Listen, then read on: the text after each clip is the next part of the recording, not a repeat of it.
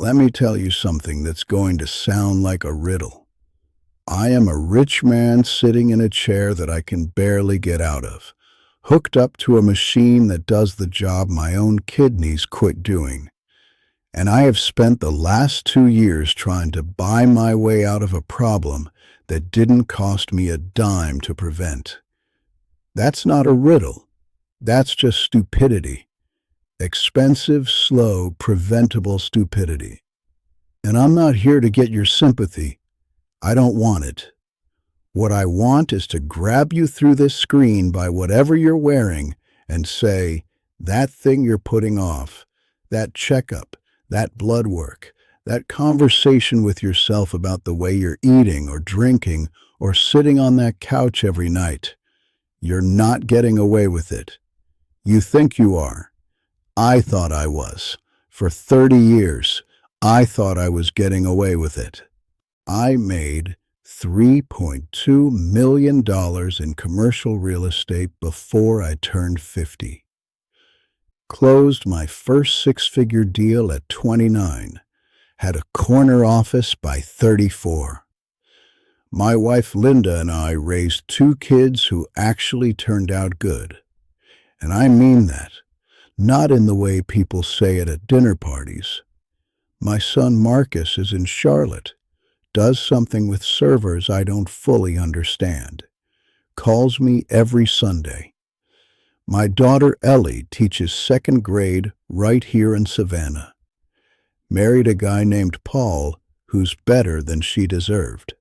Sorry, Paul.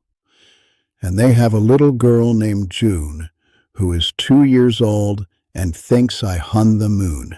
So, when I tell you my life isn't a tragedy, I need you to hear me. I was there. I coached Little League for 6 seasons. I showed up for every single school play, and I'm talking about the bad ones, where they did grease and the kid playing Danny had a lisp. I took my family to Yellowstone in 2004, and I carried Ellie on my shoulders for 2 miles because she said her feet hurt. Those are the best 2 miles I've ever walked. I'm saying all this because I know what you're expecting. You're expecting me to say, I worked too much and missed the moments. I didn't miss the moments. I was there for the moments. What I missed was something so obvious it's embarrassing to even say out loud.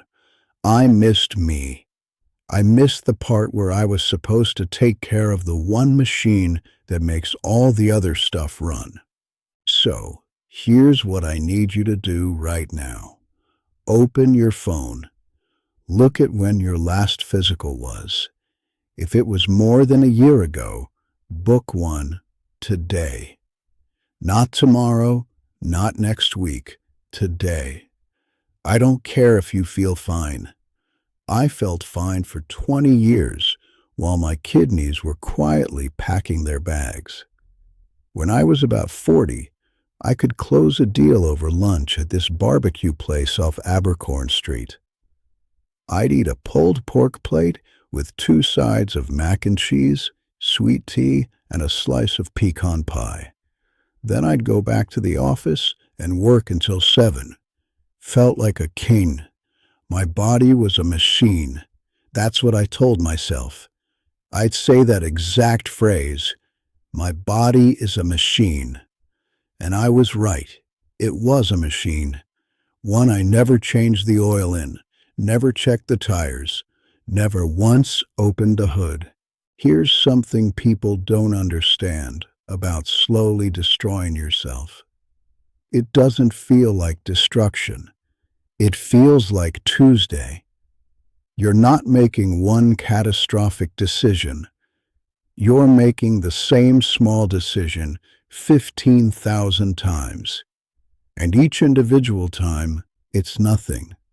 One more bourbon, one more skipped walk, one more I'll start Monday. None of those kill you by themselves, but you stack them up over 30 years and they become a wall. And one morning, you wake up and you're on the wrong side of it, and there's no door. Think about what you had for dinner last night. I'm serious. Whatever it was it something you chose or something you defaulted to? Because I defaulted to fried food and bourbon for 3 decades. And I'm not talking about special occasions. I'm talking about a Wednesday in November, home by 6:30. Pour the first glass while I'm loosening my tie. Second glass while Linda's finishing dinner. Third glass watching whatever game was on. Fourth glass because the third one's empty. Every night. Not falling down drunk. Never once. Just steady bourbon on a drip, basically. And I'd tell myself it was fine because I never missed work, never got a DUI, never embarrassed myself at a company Christmas party. That was the bar I set. Not am I healthy, just am I functional. And you might be doing the same thing right now with something. Not necessarily drinking. Maybe it's the vaping. Maybe it's the energy drinks. Maybe it's the fact that you haven't moved your body with any real intention in 6 months. Maybe it's the sleep, 4, 5 hours, scrolling until midnight, alarm at 5:30, coffee to patch the gap. You're functioning. You're getting through the day. But getting through the day is not the same as being alive. I need you to really hear that. Because I spent 30 years getting through days, and I didn't realize I was using up the days I'd want most. In 2008, my doctor, a man named Dr. Aldrich Simmons, and I remember his face like it was this morning, sat me down and said, "Glenn, you're pre-diabetic. Your A1C is 6.3. We need to make changes now." And I said, and I swear this is verbatim, "Doc, I hear you. I'm going to get to it." Like it was a property I'd look at next quarter. Like my pancreas was a deal I could close later. That was 14 years ago. Let me tell you what happened between "I'm going to get to it" and right now. My A1C went from 6.3 to 7.1 to 8.4 to 9.6. My weight went from 252 to 278. My blood pressure needed 2 medications, then 3. My ankles swelled up so bad I couldn't wear the good shoes I'd bought. My kidneys, which are not dramatic organs, they don't send you sharp pains or obvious warnings. They just quietly, politely fail. My kidneys went from stage 2 to stage 3 to stage 4. And by the time I was 60, I was sitting in a chair 3 times a week for 4 hours at a time while a machine cleaned my blood because my own body couldn't do it anymore. 3 times a week, 4 hours a session.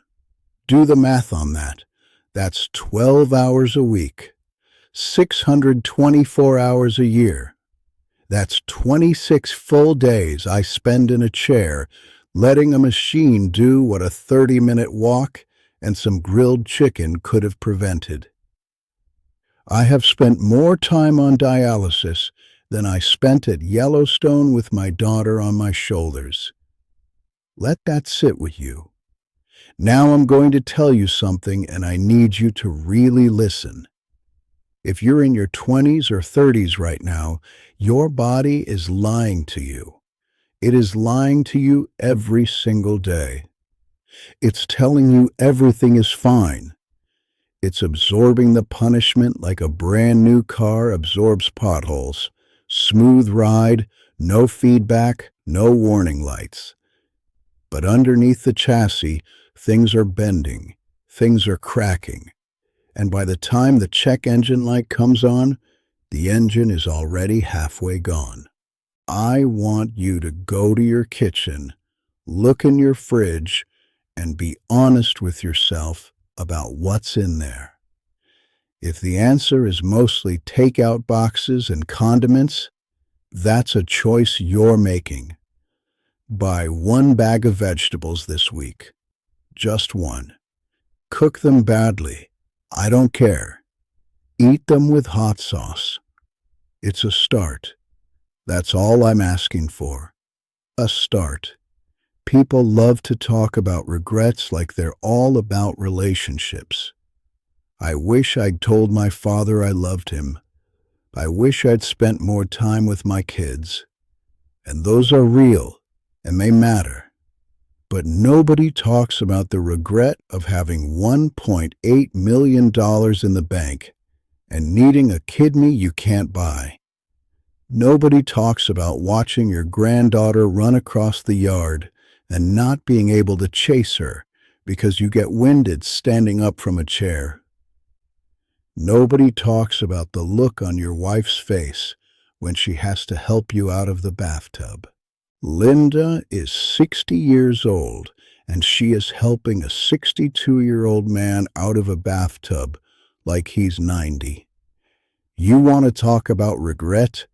That's regret. That's the kind of regret that doesn't even have the decency to feel dramatic. It's just humiliating and small, and it happens on a Thursday afternoon, and nobody's there to see it except you and the woman you swore you'd take dancing when you retired. Linda and I were going to travel. That was the plan. Sell the commercial properties, cash out, travel. She wanted to go to Portugal. Has a picture of Lisbon on her phone she's been showing me for 6 years. We were going to rent one of those apartments with the tile floors and the balcony, and drink wine and eat sardines and not answer the phone for 2 weeks. You know where we went instead? The Savannah Kidney and Dialysis Center, 3 times a week. There's no tile floors, there's linoleum, and the only thing on the balcony is the HVAC unit. If I don't laugh about it, I'll put my fist through the drywall, and I don't have the arm strength for that anymore either. Here's what I want to tell you about money, since I know some of you are out there grinding, working 80 hours, building the portfolio, thinking the money is the thing. The money is a tool. I'm not going to sit here and tell you money doesn't matter. It does. It matters a lot. I'm a real estate man. I'm not going to lie to you about money. But here's what money can't do. It can't rewind a clock. It can't unbend a piece of rebar. I have called the best nephrologists in the Southeast. I have looked into transplant programs in 3 states. I have sat across the desk from doctors the way I used to sit across from sellers. And I have tried to negotiate. And for the first time in my life, there is no deal to be made. The other side isn't selling. My body is not a property I can renovate. You know what kills me? Not literally, although give it time. What kills me is that I was disciplined in every other area. Disciplined with money, never missed a mortgage payment in 40 years. Disciplined with work, showed up early, stayed late, returned every call. Disciplined with my kids, I said I'd coach, I coached. I said I'd be at the recital, I was at the recital. But my own body, I treated it like something I get to. Like a rental property I owned but never inspected. And that's the thing that drives me crazy. I applied every rule of real estate to my career and my family, but not to myself. In real estate, you know what we say? Deferred maintenance costs 10 times more than prevention. 10 times. You can fix this roof for $8,000 now, or replace it for $80,000 in 10 years. I said that to clients 1,000 times. I believed it. I just never once applied it to the thing I was living inside of. So here's my closing statement, And I'm going to talk to you the way I'd talk to a buyer who's about to make a terrible deal. You are living inside the only property you will ever own that you cannot sell, cannot trade, and cannot rebuild from the ground up. You get one, and you are either maintaining it or you are letting it decay. There is no middle ground because neglect is decay. Every day you don't move your body, something gets a little stiffer. Every night you drink more than you should, something gets a little more damaged. Every meal you eat without thinking, something gets a little more clogged. And it's happening right now, in you while you watch this, and you can't feel it, which is the cruelest part. I want you to go for a walk today. Not a run, not a gym session, a walk. 20 minutes. Put your shoes on and walk around your block. Pay attention to how your knees feel, how your back feels, how your breathing feels. That's your baseline inspection. That's you opening the hood for the first time. And if something doesn't feel right, don't do what I did. Don't say you'll get to it. My daughter Ellie brought June over last Saturday. June is 2, and she has these little rubber boots she wears everywhere, even inside. And she calls me Pop in this voice that's so high it barely qualifies as sound. And she wanted me to come outside and look at a puddle. That was the invitation. A puddle, the most important event in the world to a 2-year-old.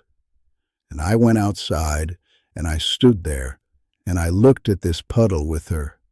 And she was stomping in it and laughing, and I wanted to stomp in it too.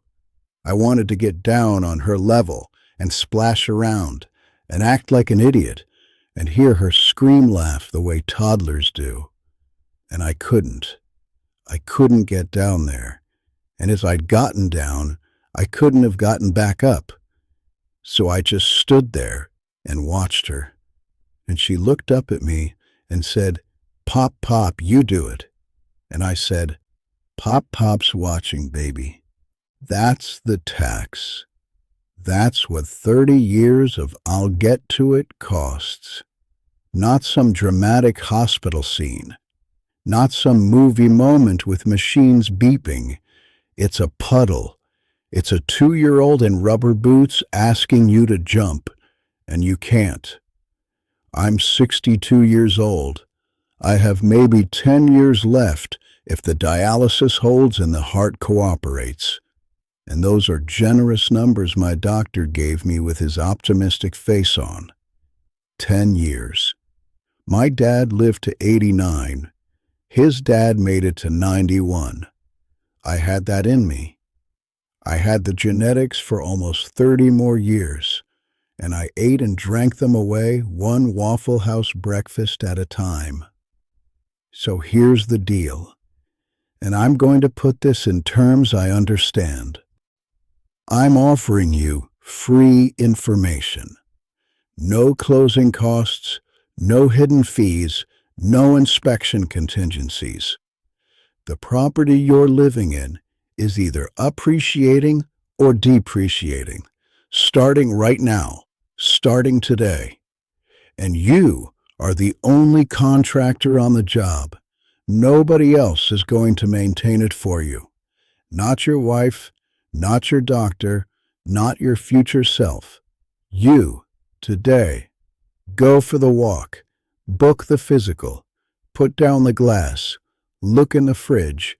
Pick one thing, just one, and do it differently this week than you did it last week. That's all. That's the whole deal. Because I promise you, on everything I have, and I have quite a lot of money and very little of everything else, I promise you, you do not want to be rich and broken in a chair, watching your granddaughter jump in a puddle through a window because you can't make it to the yard. Take care of your house.